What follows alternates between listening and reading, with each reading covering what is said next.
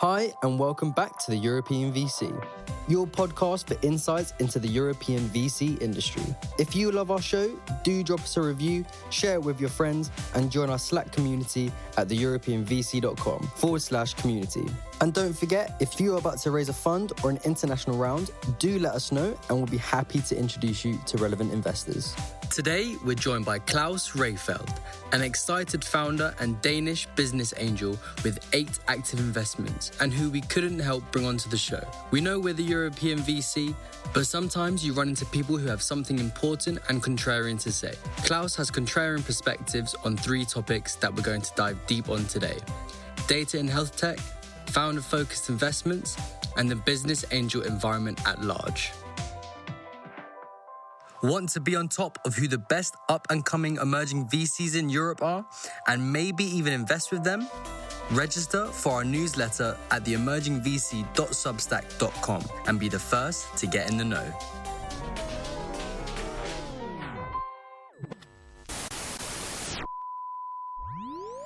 Claus, welcome to the European VC. It's super nice to meet you today. How's everything? Everything's good. COVID has left its ugly hand on Denmark at least, and I think that the world is opening up. The sun is even shining outside the window now. Beautiful. So all is well.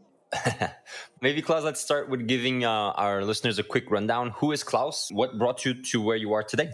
I'm an economist by training. Left the university in the late last century. Started a company that did BI, business intelligence, for 20 years in the healthcare sector. They grew that to around 100 people. Sold that off to an American company in 2015. Spent a year thinking that I would be a great corporate guy. Figured out that either corporate had to change or I had to change or we had to part. So I decided that I was probably more a startup type of person than an actual corporate person. Since 15, I've been doing some angel investments. In the beginning, I thought I was God's gift to everybody in the startup environment, realizing that unless you have a lot of money, you also have to bring some kind of insights if your investment should work. So I have, I think, taken my toll on learning that startups is both money and insights and hard work. So I'm now in, I think, 7 different health tech startups where I'm investing either as chairman, board member, or advisor in each of those. In my everyday life, I'm a CEO of a consulting company or a Danish part of a consulting company. And then I'm doing a PhD on health data and trying to figure out why we're not better at using it, especially in Denmark and the Nordics, where I believe that if we haven't lost out on the opportunity, we might be losing out on one of the greatest opportunities in the last 20 years if we're not starting to use all the knowledge that is in the Nordic countries around health. That's exactly why we bring you on, Claus, because of your very strong investment thesis around data and healthcare. So I'd love for you to dive a bit deeper on that and tell us exactly what is it you believe is such a good, strong force in the Nordic countries and why should VCs pay more attention there? In the Nordic countries, we have 3 things that's really interesting. One is trust. So the ability to actually gather data on health is super high in all of the Nordic countries, especially Denmark, where we have this personal identifier that's been around since the 60s. So our ability to gather or to combine data on the total population is amazing. So in essence, we have a total data set on a total population of 5 to 6 million people for the last 40 years, which in essence should be a cornerstone of all development of both pharma and health tech in the future. Then we have a fairly close connection between universities and the hospital sector and a very high level, I think, technology and educational level in Denmark. And the Nordics, I think that the Nordics can be taken as a whole, but Denmark especially. The point is that we have a very small market. It's actually a strength because as a laboratory for solving problems, if you have 5 million or 20 million people, it's not really a big market in any sense. The CEO of the larger pharma companies doesn't know the revenue of Denmark because it's so small. That could be a bad thing, but it's really good because then the risk of doing trials or trial and error stuff in a Danish or Nordic market is, at least from a financial perspective, very limited. So that means that we have the opportunity to create great solution. And if we make sure that they're scalable in the technology, we have an opportunity to test out and even to mark in a world where the financial risks are limited for the larger companies, then bring that to either the US market or to the totality of EU. From a structural point of view, I think that the Nordics are super interesting. And I think also that at least the life science strategy came out from the government in Denmark a couple months ago, at least say that they wanted to do it. We need to see it happen. But there are some trends going that direction. So now we need people to do it to show that it can actually be done and that the growth potential that I believe in is existing. You're saying that there's an opportunity, that it's interesting, that it has potential.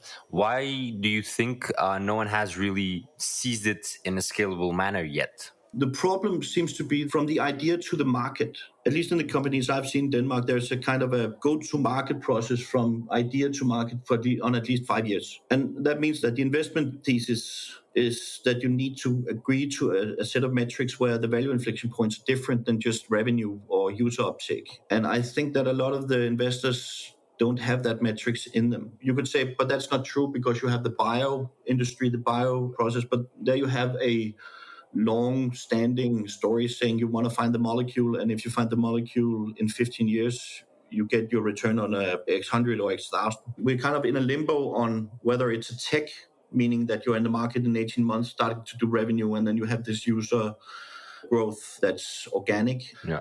Compared to a bio thing that takes 15 years, but then if you get into the market, you have a vertical value process. So one thing is that the structure of the technology and the structure of the market is different. The second thing is that the fear of sharing data has been, the GDPR laws and the fear of privacy data has been eminent or big. So a lot of the discussions on why should we use data has been used in a negative sense. And it seems to be moving to a more positive thinking right now, both due to the fact that people are actually using their phone for everything. Also that we see that the world of healthcare in the Western world, probably also in the third world, cannot be sustainable if we don't start using data and using algorithms for decision-making stuff. So I think that a very, very important insight is that most illnesses are global. So you don't have a local Danish illness. I might be able to find one, but the idea is that any solution you have to an illness has a potential global market. So you just have to find a solution to a problem, and then you might strain that into different market structures of a Western world and third world or something, but it's a true global solution you're looking for. I think that thinking tends to be underserved, at least in the Nordics, because there's a lot of thinking about how can you do this. If you can do it in Copenhagen, you might also be able to do it in Stockholm, but that's kind of about it. But all illnesses are global. I would assume that COVID is good for HealthTech investments. So you have this great data. You have this capabilities in the societies across the Nordics. You have a global market, and you have an unlimited risk at testing out stuff from a market point of view, seen from a big company perspective. Yeah. Well, so these four things put into one bucket. Let me clarify one thing, because I'm curious, because you said that HealthTech is kind of in this limbo. You're kind of in this limbo between tech and then bio. And it's kind of, you don't really compare to either, but you compare to both to some extent. Yeah. I'm more familiar with nomenclatures that kind of separate between biotech, MedTech, digital health. And, as you said, the value inflection points are on the bio extreme, right, are driven by regulatory processes. So it's challenging, but super well defined. Right. And then on the other side, it's actually cash. So it's easy to measure. Yeah. When you think of these different verticals, what do you think are the commonalities between the area in which you operate, for example, to MedTech, compared to what are the things that are just completely different, impossible to compare? The way I see it, MedTech is a bit closer, right? Yeah, it's a MedTech data versions of MedTech. The opportunity is really that, given that you go into what I would call high-level health tech, which might be stupid, but I'm defining wellness tech as one type of health tech. Could be running apps, could be kind of nudging, but no evidence-based, and all responsibility on the use is given to the user. If you take at the total other end, you could say implants like pacemakers. You would really like to have some professional people making sure that the pacemaker still works after it's put in, and you really would like somebody to put it in you don't get a YouTube video and a box and then pacemaker and say, hey, you can go home now at your kitchen and implant. And a lot of it has to do with responsibility. Who takes the responsibility? And the point here is that I'm operating in the somebody else take the responsibility area, meaning the professionals. So because there's a lot of health wellness tech, and that market is super hard to be in. If you hit it big, you hit it really big, but there will be a lot of people doing the same, and the access to market quite short. In my world, we have the same type of problems that you've described in bio or MedTech, that we need some confirmation that it works. We need some evidence. But on the other hand, if we make it, in my version of HealthTech, we limit the costs of treating people to hopefully close to zero, because the algorithms will be trained in a controlled environment, closer and closer to an environment where you can let people take their own decisions based on what the algorithms give you. It's kind of like self-driving cars, right?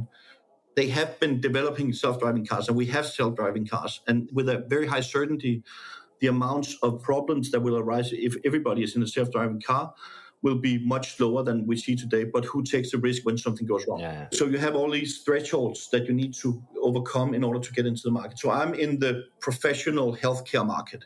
Yeah. From a structural perspective, this is kind of where we want to start the revolution of healthcare, because we need to get doctors to understand that they can be supported by algorithms, not as a now we kill you off as a profession, but now we support your ability to create more health.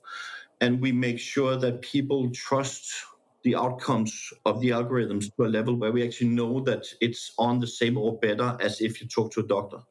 So that's where I operate. It's super interesting, it's super important, and it's kind of one of the most important things, I think, in the world in order to create a more equal economy. I mean, green is big, I get that, but health is kind of one of the drivers that has been shown for the last 100 years, that if you go to a society that's closer from a third world to a first world, health is one of the needs you have or the expectations of the population. So if we cannot drive down the cost, some of the quality problems will still be there. When you're speaking to other investors, do you have like archetype deals or startups or projects that you talk about? And would you care to share? Because it's really interesting to understand your thinking and making it super concrete with specific examples. In my world, I'm a business angel and I have this very, very specific focus. So my experience is with people talking in my area. I won't say that I'm kind of understanding all other markets. That would be silly.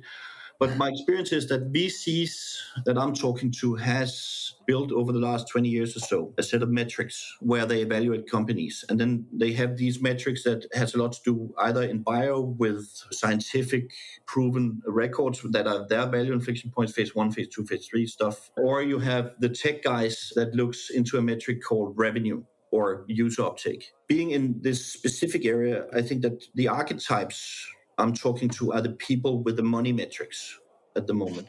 They do seem to grasp and understand and even recognize that the story is probably true.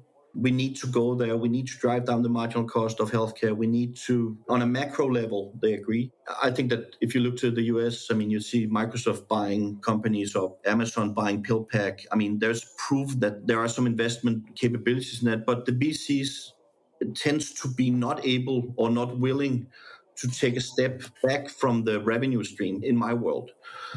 Some of the investment problems that I think we have in the HealthTech area is true that people don't get the value inflection points. And then you should look at the startups also that are super bad at telling or proving the value inflection points from a let's agree that this is better than this type of discussion.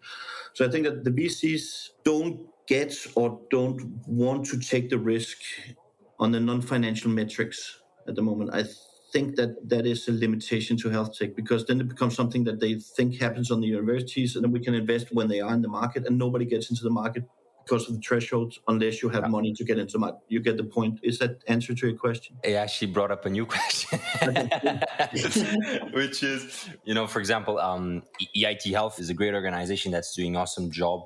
Yeah. And my understanding is that they fill a really interesting gap in the vertical, because they're kind of in between that grant TTO university kind of financing and the VC money or the first institutional equity money. What do you see them playing a role, and these type of organizations playing a role in your space? One of my investments has gotten an EIT investment. It was coupled with a potential to get a convertible note afterwards. So you get soft funding in that one, and then you have what our experience is that they're not fully mature in the EIB. So the process has been kind of cumbersome on getting the investment part of it.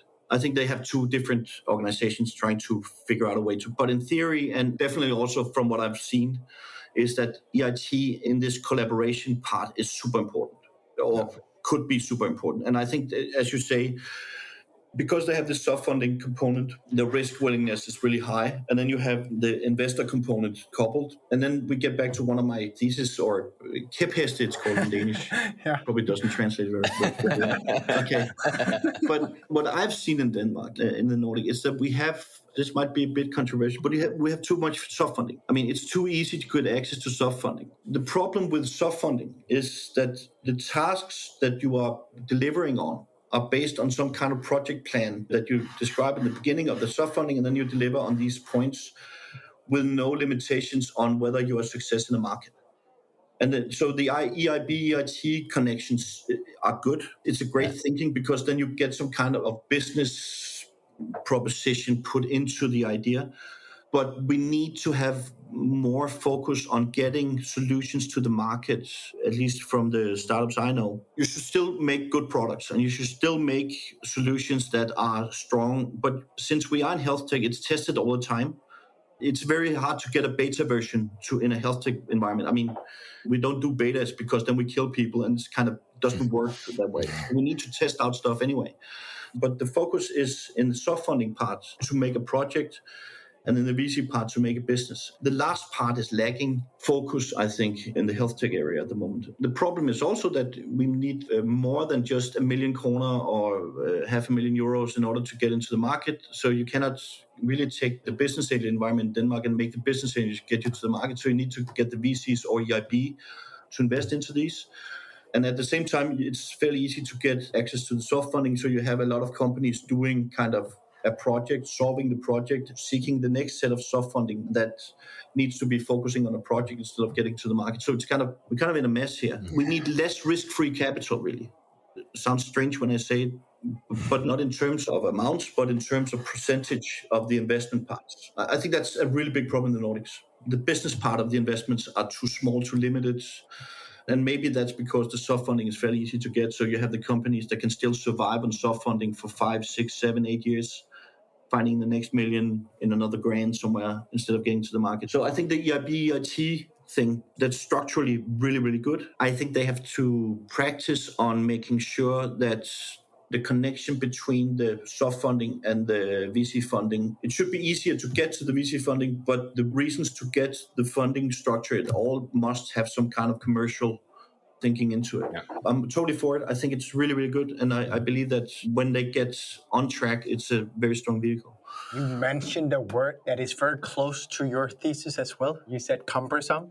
And I know that in your perspective, some founders can be quite cumbersome when you're working with them, because you have the position that too many founders in Europe and Denmark and the Nordics are too laid back and not working as hard as they should.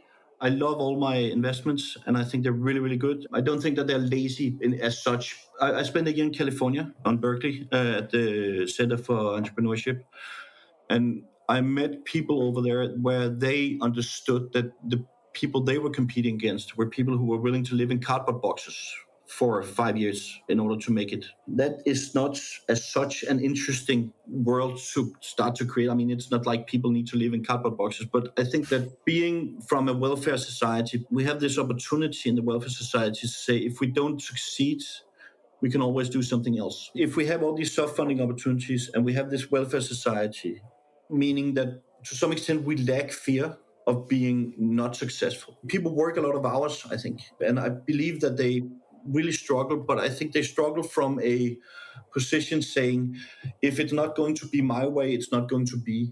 Most of my startups actually have people coming from abroad being part of the development teams. And that's really, really great, because then you introduce a culture where people are risking something.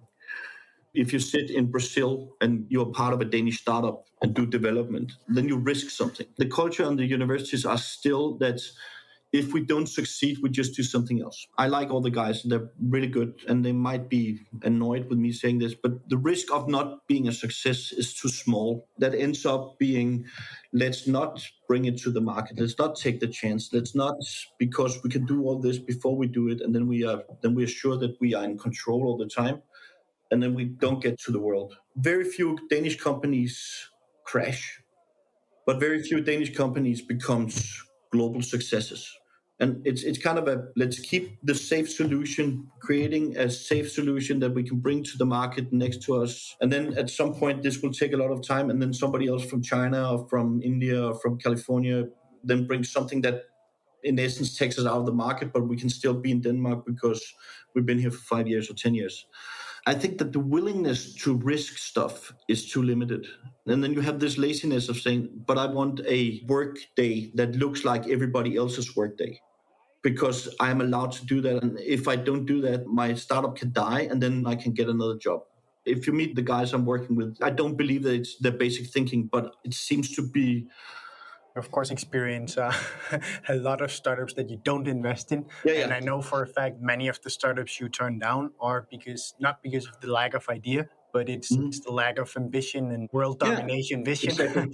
Exactly what you're saying is that I've decided I'm not investing in anything that doesn't tell me a global story. I mean, if people come and say I'm really good at this and can be big in the Nordics, it's a non-interesting game, because if you're solving a global problem and only want to be big in the Nordics, then somebody else will come. Because then the Nordics is part of the global. And even if you're a success in the Nordics, somebody else will have the rest of the world as their market. That's silly when you, in essence, when you are in HealthTech, create something that should be exponentially scalable. That means that you don't make the right choices. I'm a big fan of the welfare state. But the welfare state also creates security. And security is good, but it also creates a level of laziness that to some extent, I think, will limit our ability to create the solutions that we should create. Because, I mean, you have Novo Nordisk, you have Lego, you have Grundfos, but they're all 50, 60 years old companies. The Lego guys, but the idea that you can make something out of plastic that everybody wants is kind of really, really amazing. And you have Novo, that kind of said diabetes is probably big and it's going to be even bigger. So that's really interesting. But you have one Danish company that's become 1,000 people. It's a tech company, but most of their revenue comes from the Danish government. I mean, we're kind of lacking these successes. The other stories are like Unity and the companies that move from Denmark somewhere else. So the guys who want to have world domination, they're moving. I mean, that's sad because we have all these great opportunities to create really great solutions, especially in health tech. So I think that the laziness also comes down to a cushion of safety, which is good. But then also when you're fighting people or wanting to compete with people who don't have that cushion, their willingness to actually do stuff are higher. And I think that we should implement a higher level of risk-taking type of understanding, at least in the health tech area in Denmark. I totally agree. I actually don't have those numbers with me. During my master thesis, I looked into some of data behind entrepreneurship and need-based entrepreneurship versus opportunity-based entrepreneurship. And it was quite astonishing that when you have the need to be entrepreneurial, you tend to be more successful. And it's what you're saying, right? I mean, of course, it's kind of a balance, because I spent a year in California, and I think that a lot of the American system is broken. I mean, as a country.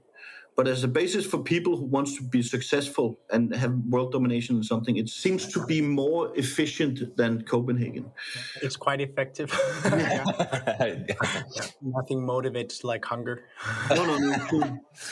Claus, we are running out of time, and we always like to finish our episodes with a quick fire round. That means 30 to 60-second answer questions. Are you ready? I'm ready. So first question, what's common advice you often hear given to founders that you strongly disagree with? That the team is everything. It's not that the team doesn't matter, but I met nobody who had a great team and no ideas that seemed to be interesting. The thinking that you don't need a problem or an idea. I mean, you need a strong team, but that the team is everything, and the idea that a team can do anything. It's kind of a wrong analysis, because everybody seems to be pivoting around an idea. So if the idea is not good enough, the team is not really interesting. I hear that, and I don't agree. I particularly love thinking of it as team and market problem, and then picturing the entrepreneur as Godzilla that will mutate into whatever it needs to mutate into to fix that problem. And in that sense, as long as you couple the team to the problem, then it's all good. Then you can say team is everything, but you definitely need that coupling. Second question, Claus. What's the most counterintuitive thing you've learned since you started angel investing? The idea that getting money also creates solutions. I thought when I began to invest in stuff that the idea of getting people money also led to the solution. We need to have a plan coupled with the money. We need to be better at that in health tech. Getting the money doesn't give you the solution. So I think that to some extent we need to be better at understanding what the plan is or the goals are. We need to fail and we need to mess up, but we need to understand where we are failing from. So the counterintuitive thing is that just getting money doesn't get you to the market. My favorite deck slides are the ones that have a donut pie. Yeah. And they say, what's the money for? And like 30, 30, 60. And you can copy all of them and they're all the same. Yeah, exactly. There's to some extent a crossover process here where we think as startups that we need to tell the investors your donut thing because the plan is actually a bit complicated. The investors say, but what are you going to use it for? And when you use a plan, it's going to be too risky because it's a plan. So we're kind of in limbo in that discussion at the moment. Final question of the quickfire round. What's next for Claus Rehfeld? Two of the companies I'm in, I've left as a chairman, now just become a board member, which is really interesting because that in my world, that's a success because we have taken now my capabilities as a chairman and shifted it with somebody else who I assume to have a higher capability, and that's proving that somebody else actually believes the work I've done. So next is actually to follow through on trying to get these companies to the market and spending kind of most of my investment thinking time on getting everybody to understand that health tech is where everybody should put their money for the next 5 years. So anyone, anywhere who wants to talk health tech and investment and potentials, I would love to talk to these guys. With that said, I think we should end the episode, and we will definitely be reiterating this call to anyone listening. So, Claus, thanks a billion for joining us today. We had so much fun. Thank you for having the opportunity. And I think what you guys are doing is great work. And I think that you're thinking on how to connect people with the solutions, money, and capabilities. Keep on doing that work, guys. Thank you, Claus. Thanks, Claus. Take care. Thank you for listening to this week's episode of the European VC, your podcast for insights into the European VC industry. If you love our show, do drop us a review, share it with your friends, and join our Slack community at theeuropeanvc.com/community. And don't forget, if you would like to suggest topics or guests for future episodes, join our community and help make the best pod for everything European VC. And if you're about to raise a fund or an international round, do let us know and we'll be happy to introduce you to relevant investors.